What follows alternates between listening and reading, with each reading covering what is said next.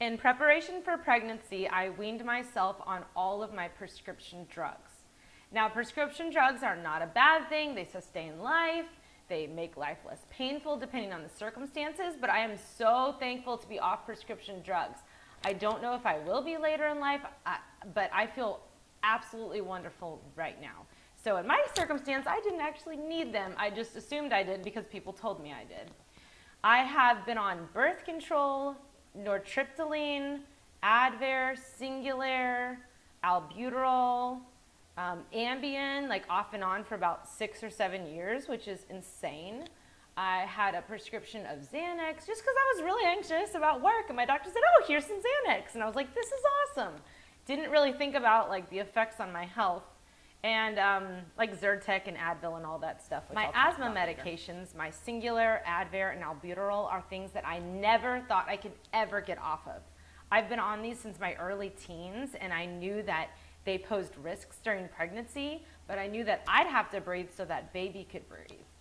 2 years ago, I even got on a nebulizer machine, which is like what they have at the hospital, and it's like a mega dose of albuterol to help you breathe, and it kind of like gets you high and shaky. It's like so much oxygen in your brain, but it was awesome and I felt great. And I just was having issues again this past year. It was in November, and I went to an asthma specialist to see if I could get on different medications or change things up. And $1,000 later and a million tests later, she told me I didn't actually have asthma. I'm like, what? I mean, I've been on this medication for like 12 to 13 years and I can't breathe. Like, I literally can't breathe without it. And she's like, no, I don't think you have it. I think you have acid reflux though. And it's caused by you being allergic to whatever's in Advil, like NSAIDs, non-steroidal, I don't know. But basically what's in all medicine except for like Tylenol. I'm like, what? I take Advil, Excedrin, like daily. I mean, like, it helps me get through the day, you know, but in preparation for a headache, I'm just like, oh, I'll take an Excedrin. And she's like, maybe you should stop. So I did, and I felt really good. I mean, I was okay. And that actually same month, I was referred to a reflexologist by a friend at work. And this reflexologist basically adjusts your spine on your foot, amongst other things. And she told me that basically lung issues just have to deal with inability to breathe in new life and just adapt to change, which that was my second year living in Houston, being married to my husband, so possibly, but in general, change is just kind of hard for most people. I mean, me too. So I was cognizant of that and thinking about that, and with her help and the help from the asthma specialist who told me I didn't actually have asthma, I stopped taking Advil and all kinds of, you know, other medicine and started thinking like more positively and like breathing better. And I just totally stopped all my meds, like all my asthma meds. And I felt great. I mean, I really did. I felt fine. I didn't need my nebulizer shots. I didn't need my pills in the morning. I didn't need my inhaler twice a day.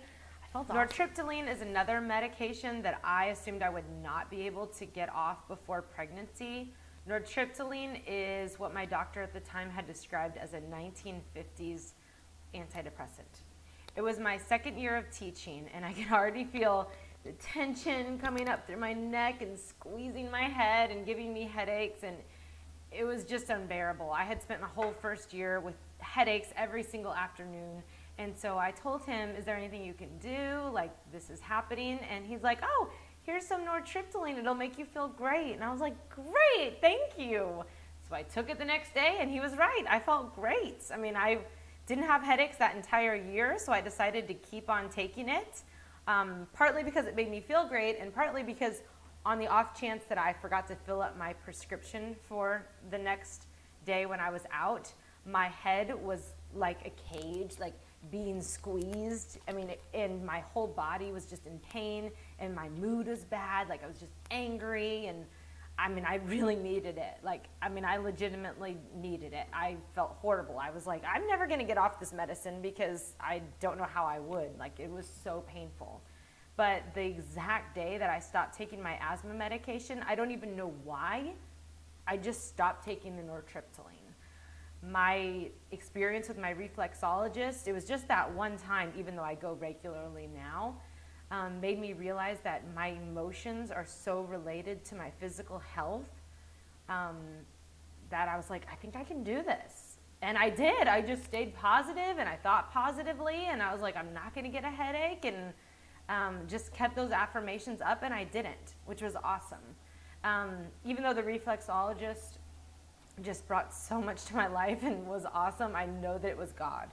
Because even with the whole, I'm going to be positive and I'm going to tell myself I'm not in pain, I mean, you know, that's just not always doable. But, I mean, it was in July 2014, I went to a new OBGYN and told her that I wanted to have a baby the following summer. And she's like, okay, well, let's get you off birth control. How long have you been on it? And I said, oh, 10 years. And she's like, what, 10 years? I don't even know if your body can even make a baby at this point. Like, your hormones haven't been doing anything by themselves for, you know, the majority of your maturity. Not to mention you could have had blood clots or had a stroke, which was news to me because I had never heard anything but positive things about birth control. And she's like, yeah, it has a lot of adverse bad effects, which is good to know now. Wish I would have known it a long time ago. I got on it at 16 just because, I mean, I guess my OBGYN at the time said, here's some birth control, get on it. I didn't even need it for that purpose, but seems to be the trend of me just kind of doing what doctors tell me to do. So I got off birth control the next day, and I mean, it took me like a year. I didn't even know if my hormones were even ready before I got pregnant. I mean, had acne like all the time, at all times. It was like hormonal acne, and I just had like weird periods. Like every 2 weeks I would have a period, which, you know, my hormones were just so off balance. And luckily at that time, that was the time when I found my reflexologist, so she just totally evened things out, and then I was good to go. But even then, like every time I saw her, every month, she would just, you know, balance out my hormones because they were just all over the place, which could also be due to stress and anxiety. But I mean, that's a long time for me to be on birth control, and I had no idea. So there you go. I started taking Ambien during my freshman year of college because of just sleeping in a dorm is hard, and loudness and irregular sleep schedules and all of that. And then I continued taking it on and off for the next couple of years until I realized Ambien was doing damaging effects on my brain. Like, I wouldn't remember things for long periods of time, which could have been due to age, but I'm pretty sure it was the Ambien because that's a pretty significant side effect. And getting off Ambien was hard, but I just had to maintain a regular sleeping schedule. I go to bed and I wake up at the same time every day, which my husband does too, so it works out for our lifestyle.